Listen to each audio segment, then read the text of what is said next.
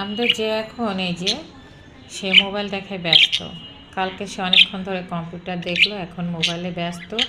তো তাকে আমরা টেম্প করতে চাই। গতকাল তাকে বাজার থেকে কিনে নিয়ে আসছে, আর এই দেখেন কি সুন্দর করে সে মোবাইল দেখতেছে। মোবাইলের উপরে সে বসে বসে মোবাইল পর্যবেক্ষণ করছে।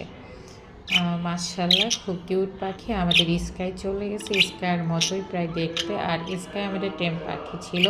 টেম পাখি যে উড়ে যাবে এটা না আমরা কখনোই বুঝতে পারি নাই। তো যে এই যে মোবাইলে ডাক শুনছে মনোযোগ সহকারে, যে কোথা থেকে শব্দটা আসছে সে অবজার্ভ করার চেষ্টা করছে।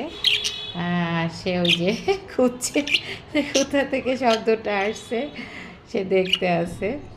তো সে এখন বর্তমানে আমাদের টেম পাখি তৈরি করার চেষ্টা করছি। আমার ছেলেটা তাকে সময় দিচ্ছে।